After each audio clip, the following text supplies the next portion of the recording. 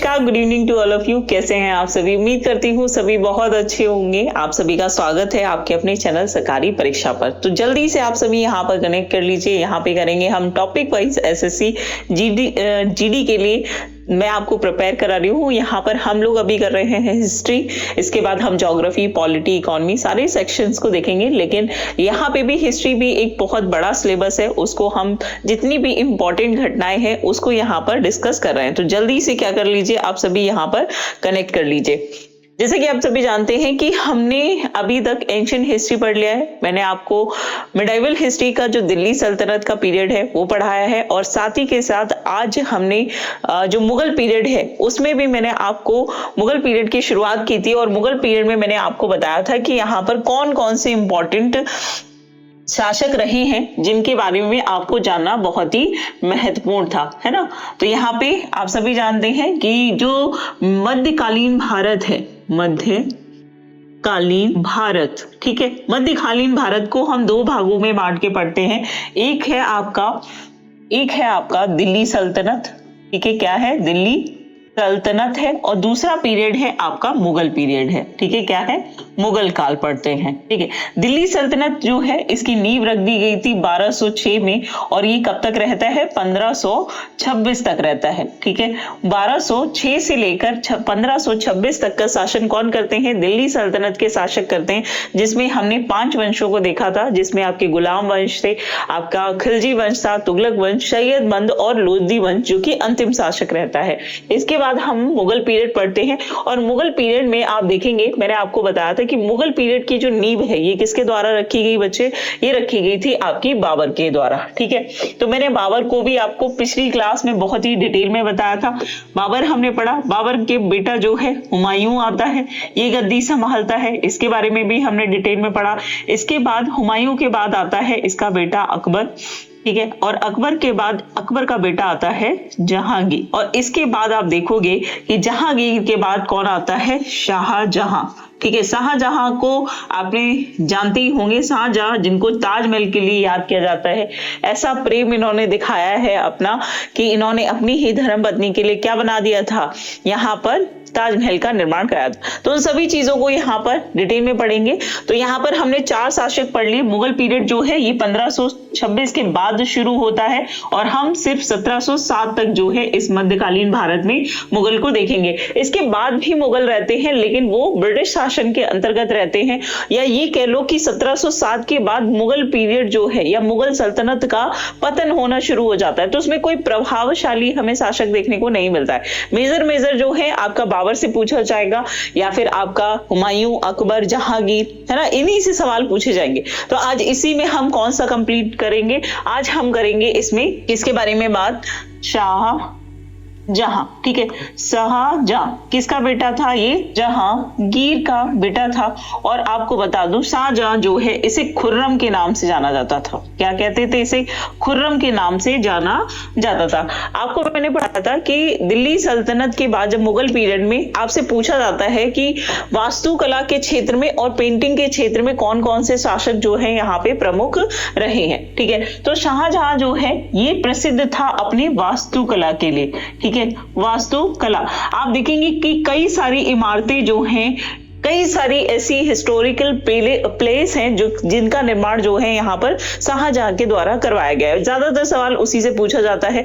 जैसे कि आप देखेंगे वास्तुकला में इसमें कौन कौन सी चीजें हैं, यहाँ पर एक तो आप रेड फोर्ट, ठीक है, यानी कि लाल किला, रेड फोर्ट हो गया। इसके अलावा ताजमहल, ठीक है, ताजमहल आप सभी जानते हैं ताजमहल कहाँ पे है, आगरा में है। और यहाँ पर रेड फोर्ट किसकी बात की जा रही है, ये दिल्ली के रेड फोर्ट की बात की जा रही है। एक रेड फोर्ट आपको आगरा में भी देखने को मिलेगा, और जो आगरा का जो रेड फोर्ट है उसका निर्माण करवाया गया था अकबर के द्वारा, ठीक है। और दिल्ली में जो लाल किला है इसका निर्माण किसके द्वारा कराया गया, आपका शाहजहां के द्वारा कराया गया। इसके अलावा आपको बता दूं जामा मस्जिद, ठीक है, जामा मस्जिद जो है ये भी किसने बनवाई, शाहजहां ने बनवाई। इसके बाद मोती मस्जिद जो है इसका निर्माण भी किसके द्वारा कराया गया, आपके शाहजहां के द्वारा करवाया गया। अब यहाँ से कई तरीके के सवाल बनते हैं, जैसे कि आपसे पूछ सकता है यहाँ पर कि जो शाहजहां है, ठीक है, शाहजहां है, इसके द्वारा एक तख्ते तौस करके जो है एक मयूर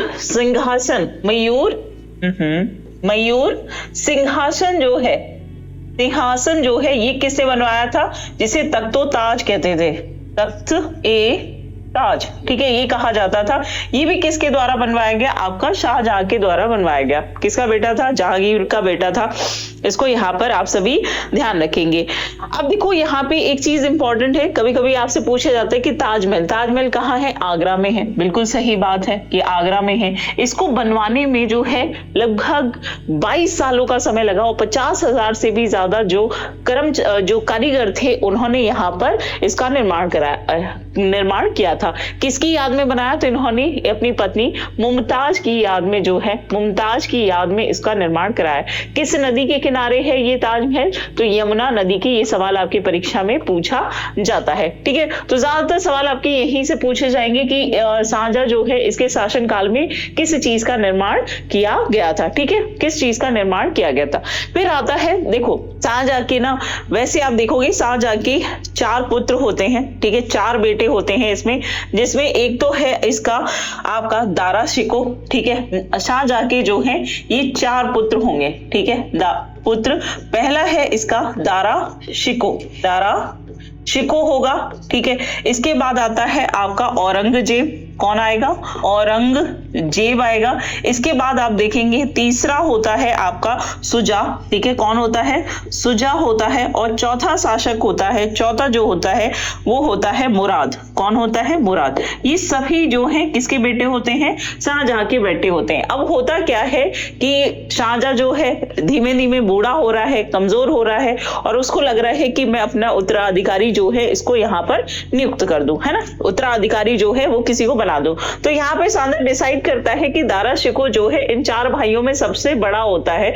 तो यहाँ पर शाहजहां ये कहता है कि ठीक है, मैं क्या करता हूँ, शाहजहां दारा शिकोह को क्या करता है, अपना उत्तराधिकारी बनाने की घोषणा कर देता है, बना देता है किसे, दारा शिकोह को। लेकिन औरंगजेब जो है ये गद्दी का भूखा था, ये बिल्कुल पूरी तरीके से गद्दी का भूखा था। इसको कोई फर्क नहीं पड़ता कि इसको गद्दी कैसे मिलेगी। ये क्या करता है, दारा शिकोह जब दिल्ली से बाहर चला जाता है तो उस समय औरंगजेब अपने ही पिता यानी कि शाहजहां को जो है किले में बंद करा देता है, ठीक है। उसे क्या करेगा, किले में बंद करा देगा। किसे, अपने ही पिता को, शाहजहां को बंद करा देता है। और उसके बाद ये क्या करता है, धीमे से ये औरंगजेब जो है ये गद्दी पर बैठ जाता है, ठीक है। कब बैठेगा ये, तो ये गद्दी पे बैठेगा आपका 1658 में बैठेगा और 1760 तक का शासन जो है इसका रहने वाला होता है, ठीक है। कब तक रहता है, 1760 तक। और औरंगजेब का समय ऐसा होता है, ये बहुत ही क्रूर तरीके का शासक होता है और इसने सबसे ज्यादा मुस्लिम कट्टरता जो है अपने शासन में दिखाई है। किसे दिखाई है, तो औरंगजेब के द्वारा दिखाई गई है, ठीक है। औरंगजेब की बात करें तो इसका शासन कब से कब तक रहता है, 1707 तक रहता है। इसके बाद इसकी मृत्यु हो जाती है, कब, 1707 में इसकी मृत्यु हो जाती है। और इसका जो मकबरा है, मकबरा कहाँ मिलेगा, ये मिलेगा आपको औरंगाबाद में, औरंगाबाद महाराष्ट्र में इसका मकबरा आपको देखने को मिल जाएगा। तो यहां से मुख्य सीधे सीधे सवाल पूछे जाते हैं, तो बहुत ज्यादा चीजें नहीं है। अब हम यहां से सीधे कहां बढ़ेंगे, अब यहां से हम बढ़ने वाले हैं भारत में ब्रिटिश आगमन, भारत में ब्रिटिशों का आगमन, ठीक है, भारत में ब्रिटिशों का आगमन। देखो भारत में कौन कौन से पहले तो ब्रिटिशर्स आए, तो सबसे पहले आप देखोगे सबसे पहले आते हैं पुर्तगाली, ठीक है। कौन आते हैं, आपके पुर्तगाली आते हैं। इसके बाद कौन आएंगे, इसके बाद आपके अंग्रेज आते हैं, ठीक है, अंग्रेज आएंगे, फिर डेन आएंगे, फिर आपके डेनिश आते हैं, ठीक है, डेनिश आते हैं, और लास्ट में आते हैं आपके फ्रांसीसी, ठीक है, फ्रांसीसी। ये इनके आने का, भारत में आने का क्रम है। और ये पूछा जाता है कि सबसे पहले भारत में कौन आया था यहाँ पर। बाकी इनके द्वारा जो काम किए गए उनका क्रम शायद आगे पीछे हो सकता है, उसके बारे में यहाँ पर डिस्कस करने की या उतने परेशान होने की जरूरत नहीं है, ठीक है। तो सबसे पहले बात करें पुर्तगालियों की। पुर्तगालियों में आप सभी जानते जानते हो कि ये वो समय था जब यूरोप में औद्योगिकरण बढ़ रहा था, है ना। यूरोप एक ऐसा क्षेत्र था जहां पे पहले तो एक बहुत ही ज्यादा ठंडा प्रदेश है ना, और वहां पे बहुत ज्यादा मसाले या वैसी चीजें नहीं मिलती हैं। ये लोग मांस को जो है जानवरों का शिकार करके मांस खाते हैं और कच्चा मांस ही खा रहे थे। बहुत ही ज्यादा गरीबी वाली हालत में जो है यूरोप उस समय पनप रहा था। आप देखेंगे इसी में एक व्यक्ति है जो कि भारत की यात्रा पे निकलता है कब, 1498 में, और वो होता है आपका वास्को डिगामा। वास्को डिगामा, ठीक है। कौन होता है? वास्को डिगामा, जो कि सबसे पहले भारत आता है। तो क्या ये भारत आता है पहली बार? यही पहला व्यक्ति था? नहीं, ऐसा नहीं था कि भारत में आने वाला ये पहला व्यक्ति था। दरअसल होता क्या था, अगर मैं आपको बता दूं, यहाँ पे था यूरोप, ठीक है, यहाँ पे था मध्य का जो आपका सेंट्रल एशियन कंट्री है, और यहाँ पर आपको दिखेगा इंडिया। तो भारत जो है पहले फारस की खाड़ी से होकर, किससे? फारस की खाड़ी से व्यापार करता था। किसके साथ? यूरोप के साथ। यहाँ पे है यूरोप के साथ व्यापार करता। तो यहाँ पे फारस की खाड़ी से ये लोग कहां तक पहुंच जाते थे? टर्की तक, यानी कि टर्की तक पहुंच जाते थे, तुर्की तक, और तुर्की के बाद आगे का सामान जो है यूरोप में पहुंचाया जाता था। अब हुआ क्या कि, और यहाँ पे है आपका अफ्रीका महाद्वीप। ये लोग इसी रास्ते से जो है कुछ समुद्री रास्ता और कुछ स्थल का रास्ता जो है नापते हुए यहाँ पे यूरोप के साथ हम व्यापार करते थे। ये चीज, इसके प्रमाण हमें प्राचीन इतिहास में भी मिलते हैं, इसके प्रमाण आपको मध्यकालीन इतिहास में भी मिलते हैं कि हमारा यूरोप के साथ व्यापार पहली बार नहीं था, पहले से था, लेकिन उस तरीके से नहीं हुआ जो ब्रिटिश टाइम पे होता है। इसके बाद आप देखोगे कि यहाँ पर तुर्क में क्या होते हैं, कुस्तुनतुनिया नामक शासक होते हैं, जो कि इस पूरे रास्ते को कंट्रोल कर देते हैं यूरोप को रोकने के लिए, क्योंकि यूरोप की जो वर्चस्व है, षड्यंत्रकारी नीति थी, ये तो हमने बाद में देखी है। तो यहाँ पे क्या होता है, टर्की जो है इनके व्यापार पर रोक लगा देते हैं। अब यहाँ पे इनको खाने पीने का क्राइसिस हो रहा है। अब जब खाने पीने का क्राइसिस होगा तो इंसान क्या करता है? फड़फड़ाता है, नए रास्ते देखता है। और यहाँ पर ये वो समय था जब यहाँ पर क्या चल रहा है? औद्योगिकीकरण चल रहा है, औद्योगिकीकरण चल रहा है, और साथ ही के साथ यहाँ पर नई नई खोजें की जा रही हैं, ठीक है। कहाँ पर? यूरोप में।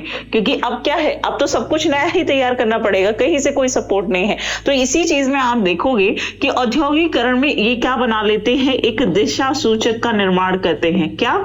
दिशा सूचक। और ये दिशा सूचक जो है ये समुद्री मार्ग को और अच्छा बनाने का एक सबसे रामबाण, क्योंकि समुद्र में अगर दिशा ना पता हो तो आप किस दिशा में जाओगे, कुछ नहीं पता, ठीक है। आपको नहीं पता कि आप कहाँ चले जाओगे। समुद्र का रास्ता सबसे खतरनाक रास्ता होता है।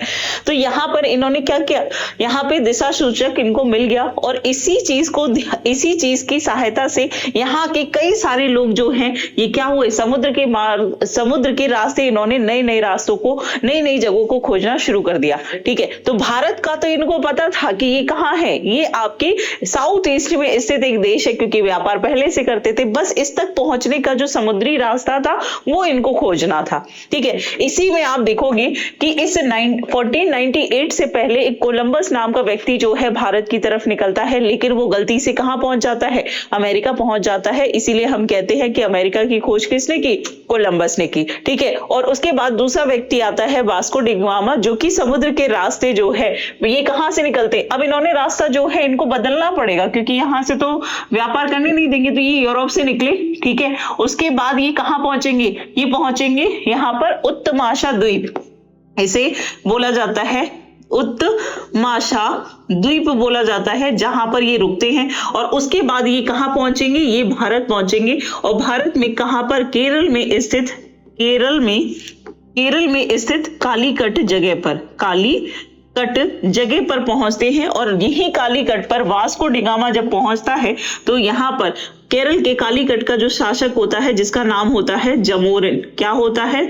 जमोरिन। ये क्या करता है? इसका भव्य स्वागत करता है। आप तो हमारे मेहमान हैं, और ये भारतीय संस्कृति का रिवाज है कि अगर आपके यहाँ कोई आ रहा है तो आप उसका भरपूर रूप से जो है स्वागत करते हैं। और कोई बाहर से आता है तो आप जानते हैं कि घर में रखे वो कीमती क्रॉकरी, जो बर्तन होते हैं जिनको संजो के रखा जाता है कि कोई आएगा तभी निकाले जाएंगे, डेली यूज में उनका ये प्रयोग नहीं किया जाता है ना। खाने पीने की बहुत सारी चीजें मार्केट से बुलाई जाती है कि ये लेके आओ, मेहमान आए हैं, है ना, हमारे इतना सम्मान दिया जाता है। तो सोचिए कि जब वास्को डी गामा यहाँ पहुंचा होगा तो जमोरिन ने किस तरीके से इसका स्वागत किया होगा।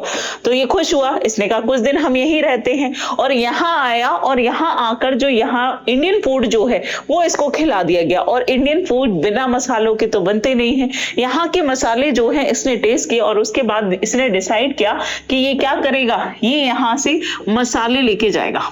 ये यहाँ से क्या लेके जाएगा, मसाले, क्योंकि वहां पे कच्चा मांस खाते हैं। अब उस कच्चे मांस पे जब मसाला पड़ेगा तो इनका फ्लेवर बदल जाएगा, है ना। और ये चीज जब वो वहां पे लेके आए, और ठंडे प्रदेशों में गरम मसाले वैसे भी यूज होते हैं, तो यहाँ पर क्या हुआ, ये मसाले लेकर फिर वापस यूरोप पहुंचता है और सभी को खिलाता है, बताता है, और दुगनी मतलब 60 गुना कीमत पर जो है उसको बेचता है। बहुत सारा प्रॉफिट होता है। अब एक बात बताओ, जब इतना प्रॉफिट हुआ है तो क्या ये लोग यहीं रुक जाएंगे? नहीं रुकेंगे। अब इन्होंने डिसाइड किया कि ये भारत की तरफ फिर से जाएंगे और हम अब सिस्टमैटिकली व्यापार करेंगे भारत से, किसका, मसाले का। उसके बाद आप देखोगे कि यहाँ पर ये 1498 में आता है, ये फिर 1500 के आसपास चला जाता है। इसके बाद ये 1502 में फिर आता है, वास्को डी गामा 1502 में फिर आता है। और आप देखेंगे कि 1502 में आने के बाद ये अपनी पहली फैक्ट्री जो है ये कहां पर स्थापित करता है, कोचीन। कहां पे करेगा, कोचीन में अपनी पहली फैक्ट्री जो है इसको लगा देता है। ठीक है, पहली फैक्ट्री लगा देगा। इसके बाद आप देखोगे अब ये फैक्ट्री लगाई है तो उसको मैनेज करने के लिए कोई मैनेजर तो होना चाहिए। तो ये क्या करता है, ये पुर्तगाल की तरफ से पहला वायसराय बनाया जाता है, किसको, आपके फ्रांसिसो डी अल्मेडा को। ठीक है, अब ये जो कोच्चि में फैक्ट्री स्थापित कर दी गई है, यहाँ पर पुर्तगालियों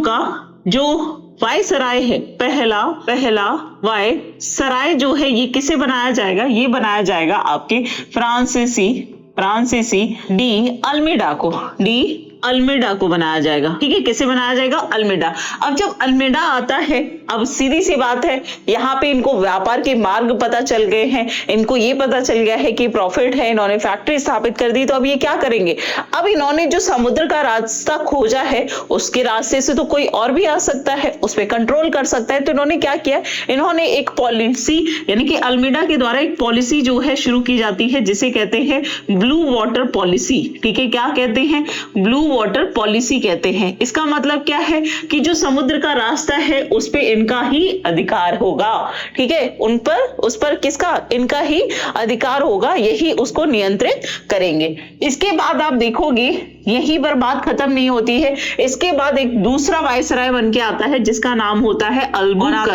अल्बुकर्क आता है। ठीक है, अल्बुकर्क आता है, और अल्बुकर्क जो है इसी को पुर्तगाल का पुर्तगाली शासन जो कि भारत में है, शासन का वास्तविक संस्थापक माना जाता है। ठीक है, वास्तविक संस्थापक माना जाता है। ऐसा क्यों होता है, पहली चीज तो यहाँ पर जब अल्बुकर्क आता है तो ये क्या करता है, बीजापुर के शासक होते हैं, बीजापुर का शासक होता है जिसका नाम होता है आदिल शाह। कौन होता है, आदिल शाह होता है। आदिल शाह ये क्या करता है, आदिल शाह पर अटैक करता है और यहाँ पर गोवा पर जीत हासिल कर लेता है और गोवा पर अधिकार कर लेता है। कौन करेगा, अल्बुकर्क कर लेगा। ठीक है, तो गोवा पे कंट्रोल किसने कर लिया, यहाँ पर अल्बुकर्क जो है इसको कंट्रोल कर लेगा। अब जब कंट्रोल कर लेगा तो क्या करेगा, यहाँ पर पूरी की पूरी नियंत्रण हो गया, पूरा कंट्रोल इनके हाथ में आ गया है। अब ये नियम कानून अपने हिसाब से बनाएंगे। तो सबसे पहली चीज जो कि अल्बुकर्क ने समझी, देखो भारतीय कल्चर का जो दुरुपयोग है लोगों ने हर तरीके से किया है। अब यहाँ पे जो अल्बुकर्क था इसने कई सारी चीजों पे, जैसे कि सती प्रथा को गोवा में सबसे पहले प्रतिबंध लगाने वाला कौन था, अल्बुकर्क था। जैसे हम बात करते ना कि भारत में सती प्रथा को खत्म किसने किया, राजा राम मोहन राय ने विलियम बेंटिक की सहायता से सती प्रथा का अंत किया। लेकिन गोवा में इसको सबसे पहले खत्म किया किसने, आपके अल्बुकर्क ने किया था। ठीक है, इसके अलावा इसने क्या किया कि वहां पर जो चर्च थे उनका निर्माण कराया और साथ ही के साथ यहाँ पर इसने एक नई नीति जो है उसको अपना लिया। इसने कहा कि देखो हम तो यहाँ पर गोवा पे तो अधिकार कर लिया है, लेकिन कल को आकर हमें कोई भी हटा सकता है।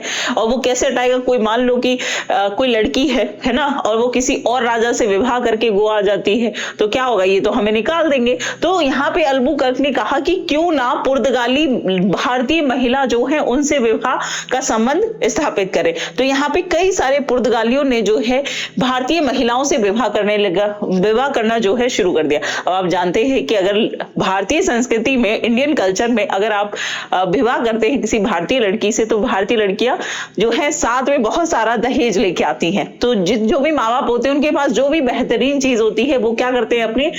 अपने जो होने वाला दामाद है उसको देते हैं। तो यहाँ पे संपत्ति जो है इनके पास धीमे धीमे इकट्ठी होती चली गई। तो ये चीज यहाँ पर हो गई आपकी पुर्तगालियों की। इसके बाद आते हैं आपके पुर्तगालियों के बाद कौन आएंगे? आपके डेन आएंगे। डेन जो है ये आपके डेन कहाँ के रहने वाले थे? ये नीदरलैंड के थे। ठीक है, या फिर हम कह सकते हैं पोलैंड। ठीक है, पोलैंड के ये लोग रहने वाले थे। कौन? डेन। डेन के बारे में ज्यादा कुछ नहीं है, ये आते हैं कुछ समय तक जो है भारत में रहते हैं और उसके बाद ये जो है चाइना की तरफ मूव कर जाते हैं और वहीं पर जाकर अपना जो व्यापार है वो करते हैं। ठीक है, वो करेंगे कौन? आप लिख लो। ठीक है, फिर कौन आएंगे? डच। ये क्या करेंगे? ये कुछ समय तक जो है यहाँ पर व्यापार करेंगे और उसके बाद ये अपना रास्ता जो है यहाँ से चले जाते हैं। उसका कारण भी है, ऐसे ही नहीं करते हैं। दरअसल होता क्या है कि यहाँ पे मैं क्योंकि एक एक क्रम में बता रही हूँ, ऐसा नहीं था कि सिर्फ पुर्तगाली आए फिर उसके बाद जाकर जो है डेन आए, फिर जाकर जो है अंग्रेज आए, फिर फ्रांसीसी। नहीं, इनका आने का क्रम था, लेकिन यहाँ पर जो अपना स्टेबलाइजमेंट है वो इन्होंने जो है इनका आगे पीछे रहता है। तो यहाँ पर जो आपके डच आते हैं, ठीक है, इनके द्वारा जो सबसे पहली फैक्ट्री, यही पूछा जाएगा, ये कहां पे स्थापित की गई? आपके मसूलीपट्टनम में। कहां पर? मसूलीपट्टनम में। ठीक है, जैसे कि मैंने आपको बताया कि सबसे पहली फैक्ट्री जो है पुर्तगालियों के द्वारा कहां पर? कोच्चि में स्थापित की गई थी। इसी तरीके से डच के द्वारा सबसे पहली फैक्ट्री जो है ये मसूलीपट्टनम में स्थापित की जाएगी। ठीक है, इसके बाद आते हैं कौन? आपके अंग्रेज। ठीक है, अंग्रेजों का सबसे इंपॉर्टेंट रोल रहता है। ठीक है, कौन आते हैं? अंग्रेज।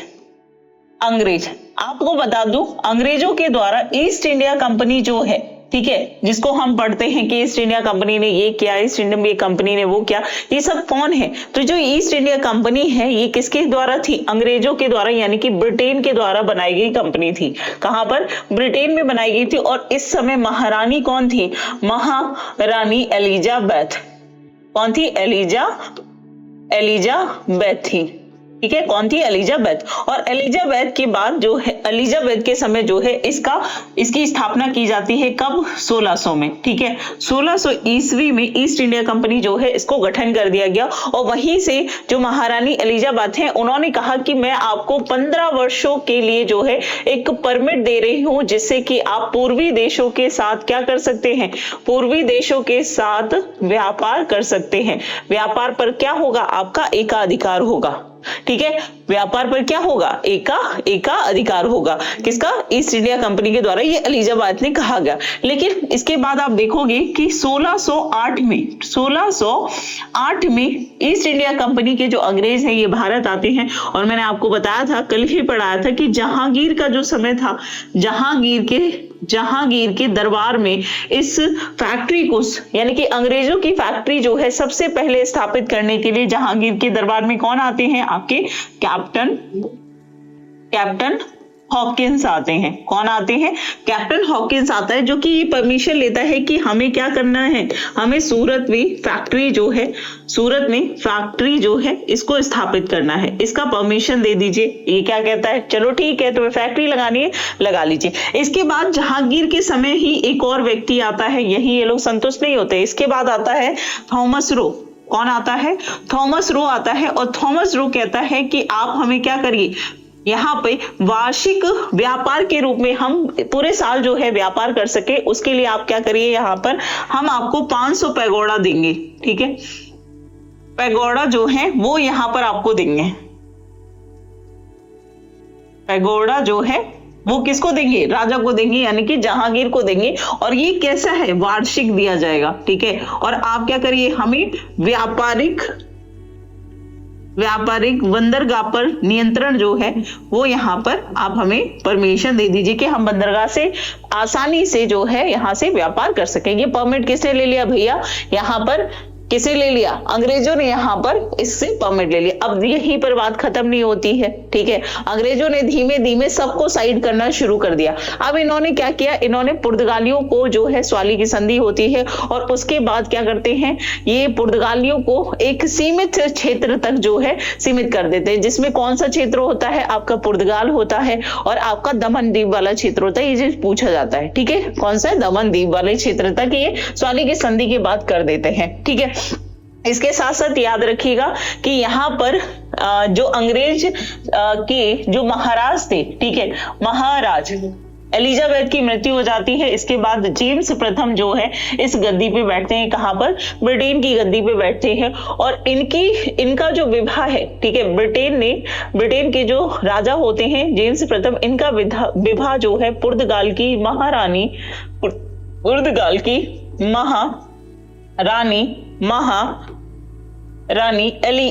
कैथरीन के साथ कराया जाता है, कैथरीन के साथ कराया जाता है। अब ये कैथरीन के साथ जो विवाह होता है ये क्यों इंपॉर्टेंट है, ये इंपॉर्टेंट इसलिए है क्योंकि कैथरीन के विवाह के साथ पुर्तगाली जो है ये जेम्स प्रथम को क्या करते हैं, दहेज देते हैं। और दहेज में क्या देते हैं, ये दे देते हैं पूरा का पूरा मुंबई आइलैंड, ठीक है, पूरा का पूरा मुंबई आइलैंड जो है ये कहां पर किसको दे दिया जाता है, ब्रिटिशों को पहुंच जाता है, ठीक है। तो इसको ध्यान रखिएगा।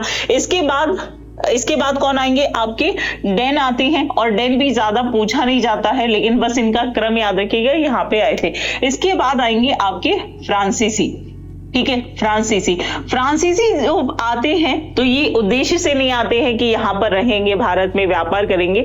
ये आते हैं और यहाँ पर आप देखोगे कि सबसे पहली फैक्ट्री जो है ये भी कहाँ पे स्थापित करते हैं, पहली फैक्ट्री ये सूरत में स्थापित करते हैं, ठीक है। धीमे धीमे ये भी अपना पूरा कंट्रोल करने का कोशिश करते हैं, ये भी अपना व्यापार बढ़ाना चाहते हैं। तो यहाँ पे होता क्या है कि जो फ्रांसीसी थे, जैसे जैसे इनका विस्तार हो रहा था, इधर आपके अंग्रेज आ ही चुके थे, वो धीमे धीमे राजा से बहला फुसला के परमिशन ले ही चुके थे। यहाँ पे अंग्रेज जब फ्रांसीसियों के द्वारा भी व्यापार को जो है बढ़ाया जा रहा था तो यहाँ पर अंग्रेजों को पसंद नहीं आता है। उसके बाद आप देखोगे यहाँ पर अंग्रेज और फ्रांसीसियों के बीच में कर्नाटक युद्ध होंगे।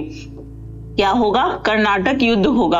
और इसी कर्नाटक युद्ध के बाद आप देखोगे कि यहाँ पे भी अंग्रेज क्या करेंगे, जितने भी फ्रांसीसी थे उन सभी को एक सीमित क्षेत्र तक सीमित कर देंगे, जहां पर आप देखेंगे कि पुदुचेरी जो है, पुदुचेरी वाला क्षेत्र जो है, जो आज भी हम पढ़ते हैं पुदुचेरी, माहे, यनम, है ना, कराईकल, ये जो क्षेत्र है यहीं तक फ्रांसीसियों को कंट्रोल कर दिया गया। और ये हुआ है कर्नाटक संधि के बाद। इसके बीच में और भी बहुत सारी घटनाएं हैं, उनको हम पढ़ेंगे, लेकिन यहाँ पे सिर्फ मोटा मोटी मैं आपको ये बता रही हूँ कि कौन से क्रम में जो है ब्रिटिशर्स आए हैं और उनके बाद यहाँ पे कहाँ पे उन्होंने फैक्ट्री लगाई है। क्योंकि इसी बीच में आप देखोगे कि आपका जो प्लासी का युद्ध है, बक्सर का युद्ध, वो सब चीजें हम लोग कवर करेंगे। तो इसको यहाँ पे ध्यान रखिएगा। यहाँ पे क्या होता है, आपका कर्नाटक युद्ध होता है, उसके बाद ये सीमित हो जाते हैं। तो इस तरीके से इनका क्रम था। मैंने आपको थोड़ा थोड़ा चीजें जो है यहाँ पे एक उसमें बता दी है, बाकी की चीजें यहाँ पर हम जो ये MCQs है इसके माध्यम से समझेंगे, ठीक है। तो चलिए देखते हैं। पहला सवाल है आपका कि वह पुर्तगाली कौन था जिसने गोवा पर अधिकार किया था।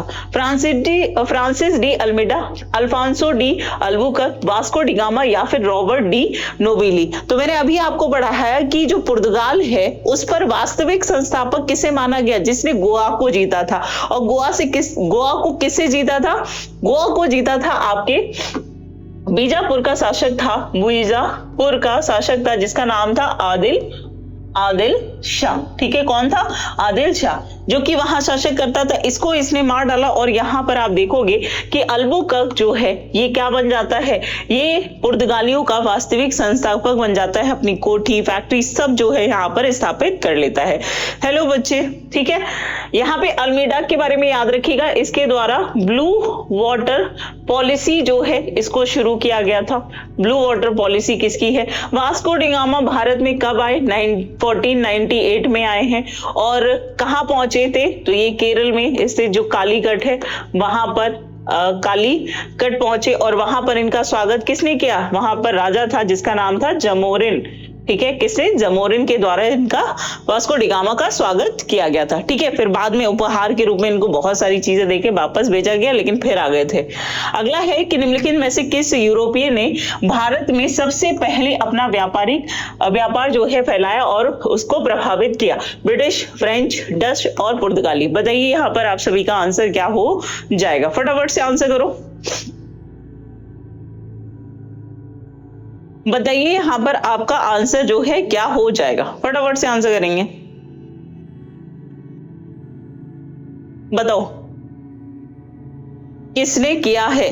सिंपल है, किसने किया है भाई, फ्रेंच क्यों हो गए, यहां पर आंसर हो जाएगा पुर्तगाली। सबसे पहले यहाँ पे यूरोप ने भारत में सबसे पहले अपना व्यापार जो है फैलाया, किसने फैलाया, आपके पुर्तगालियों ने। ठीक है, नेक्स्ट क्वेश्चन है कि भारत तक समुद्री मार्ग की खोज की गई डचों के द्वारा, अंग्रेजों के द्वारा, पुर्तगालियों के द्वारा या फिर फ्रांसीसियों के द्वारा। तो इसका आंसर भी क्या हो जाएगा कि पहले फारस की खाड़ी के माध्यम से हम यूरोप के साथ व्यापार करते थे, लेकिन तुर्कों के द्वारा वहां पर प्रतिबंध लगा दिया गया और उसके बाद इन्होंने नए रास्ते की खोज की, इसीलिए इन्होंने समुद्री रास्ते से जो है भारत को खोजा, इसीलिए हम कहते हैं कि वास्को डी गामा ने भारत की खोज की।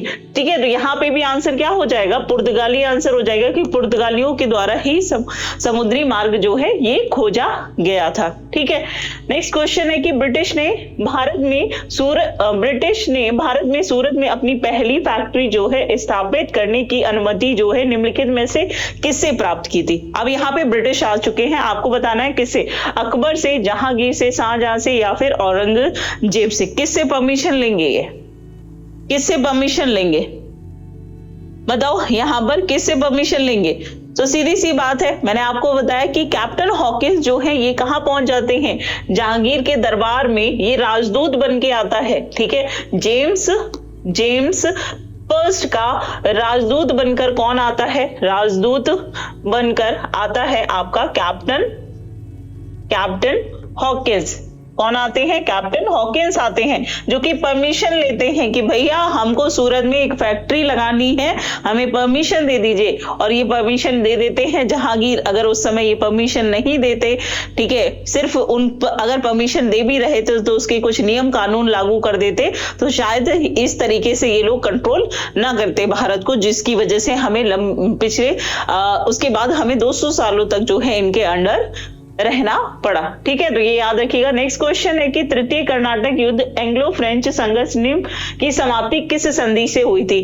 तो पेरिस की संधि, वेसीन की संधि या ला सापेल की संधि या फिर सूरत की संधि। बताओ यहाँ पर आंसर क्या हो जाएगा। हाँ, कमेंट जो है थोड़ा सा स्लो आ रहे हैं।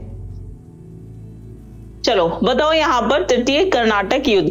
तो मैंने आपको बताया कि जो तृतीय कर्नाटक युद्ध किसके बीच हुआ, एंग्लो और फ्रेंच को, ब्रिटिश और फ्रेंच के बीच हुआ था। और वहां पे क्या था, ब्रिटिश चाह रहे थे कि हम सीमित कर दें, फ्रांस को जो है साइड कर दें, और वो करने में ये सक्षम भी रहे, क्योंकि जो ब्रिटिशों की सेना थी वो काफी ज्यादा स्ट्रांग थी। इसीलिए यहाँ पे कौन सी संधि होती है, पेरिस की संधि होती है, और उसके बाद जो है इनको कंट्रोल किया जाता है। नेक्स्ट है, पुर्तगालियों ने भारत में सर्वप्रथम कहां फैक्ट्री स्थापित की थी, कोची में, कालीकट में, पुलिकट में या फिर केनानूर में। बताओ पुर्तगालियों के द्वारा पहली फैक्ट्री जो है इसको कहां पर स्थापित किया गया था।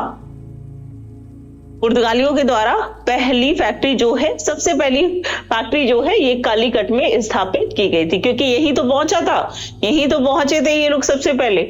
नेक्स्ट क्वेश्चन है कि ब्रिटिश के साथ बेसिन की संधि निम्नलिखित पेशवाओं में से किसने की थी।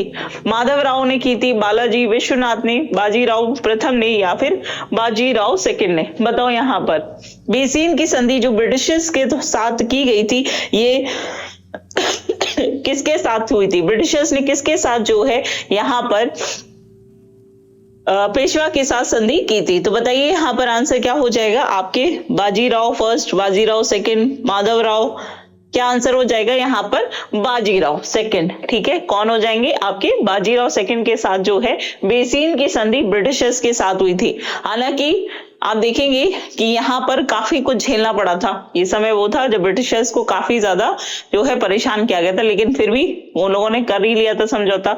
नेक्स्ट है, भारत में भारतीय वस्त्रों को प्रमुख निर्यात की वस्तु बनाने का श्रेय किसे जाता है? अंग्रेजों को जाता है, डचों को जाता है, फ्रांसीसी या फिर पुर्तगालियों को? बताइए। वस्त्रों को जो है व्यापार करने के लिए निर्यात की वस्तु बनाने वाले कौन थे? अच्छा ये बता दूं, भारत जो है ये आज जो सभी खानों जो हमारा इंडियन फूड बनता है उन सभी में खाने का राजा कहा जाता है आलू को, है ना? क्यों? क्योंकि वो हर सब्जी के साथ फिट बैठ जाता है। आपको बता दूं, आलू भारत की उपज नहीं है, आलूओं को ये पुर्तगाली लेकर आए हैं, ठीक है? पुर्तगालियों के द्वारा दी गई है, हमें तो आलू दे के आलू बना दिया है। चलो, तो यहाँ पर आंसर क्या हो जाएगा? इसका सही आंसर हो जाएगा कि सबसे पहले जो है वस्त्रों को निर्यात की वस्तु बनाने का श्रेय किसे जाता है? फ्रांसीसियों को जाता है। अगला है, वह कौन सा निर्णायक युद्ध था जिसमें अंग्रेजों ने डचों को हरा दिया, जिस कारण डचों की भारत में चुनौती खत्म हो गई थी? ठीक है, तो यहाँ पे भी क्या हुआ है? डचों को सीमित किया है। बेदरा का युद्ध, वांडीवॉश का युद्ध, प्लासी का युद्ध या फिर बक्सर का युद्ध? बताइए यहाँ पर आंसर जो है आप सभी का क्या हो जाएगा? फटाफट से आंसर करेंगे कि यहाँ पर आंसर कौन सा युद्ध जो है यहाँ पर जिसमें अंग्रेजों ने डचों को जो है सीमित किया है, वो है बेदरा का युद्ध। ठीक है, कौन सा है? बेदरा का युद्ध, जो कि 1759 में हुआ था। नेक्स्ट क्वेश्चन देखते हैं, डचों ने अपनी पहली फैक्ट्री 1605 में कहां स्थापित की थी? ठीक है, यहाँ पे परमिशन ली गई थी 8 में स्थापित की, सूरत में, कालीकट में, मसूलीपट्टनम में, ठीक है, या फिर पुलिकट में? बताओ यहाँ पर आंसर क्या हो जाएगा? अच्छा, डचों ने अपनी पहली फैक्ट्री कहां पे की थी? बताओ, डचों की बात हो रही है यहाँ पे, ब्रिटिशों की नहीं हो रही है। डचों की पहली फैक्ट्री जो है ये कहां पे स्थापित की थी इन्होंने? मसूलीपट्टनम में। ठीक है, कब की थी? तो आपकी 506 में। नेक्स्ट क्वेश्चन है कि प्लासी की लड़ाई 1757 से अंग्रेजी सेना का नेतृत्व किसने किया? अच्छा देखो, यहाँ पर Robert Clive, Hector Munro, Warren Hastings या इनमें से कोई नहीं। इसका आंसर आप सभी मुझे कमेंट सेक्शन में दीजिएगा, ठीक है? और क्योंकि इसके बाद हम इसके आगे जो है ब्रिटिशर्स के द्वारा किस तरीके से प्लासी का युद्ध हुआ है, उसके क्या क्या कारण थे, उस सभी चीजों को डिटेल में पढ़ेंगे। और उसके बाद आपका बक्सर का युद्ध क्या था और भारत में जो ब्रिटिशों का शासन है वो किस तरीके से शुरू हुआ है, उसको हम नेक्स्ट क्लास में यहाँ से शुरू करेंगे। ठीक है, तो ये क्लास जो है आपकी यहीं तक रहेगी और जो हमारी नेक्स्ट क्लास होगी उसमें हम इसके, क्योंकि यहाँ पे सिर्फ मुझे आपको ये बताना था कि ब्रिटिशों का आगमन किस तरीके से हुआ है और उनके द्वारा क्या क्या चीजें की गई हैं। बाकी जो महत्वपूर्ण घटनाएं हैं, जो युद्ध वगैरह है, वो हम लोग नेक्स्ट सेशन में कवर करेंगे। ठीक है, तो चलिए इसी के साथ इसी सेशन को यहीं पे समाप्त करते हैं। ऐसे ही हंसते मुस्कुराते पढ़ते रहिए, ख्याल रखिए अपना। Thank you so much, take care, bye bye, जय हिंद, जय भारत।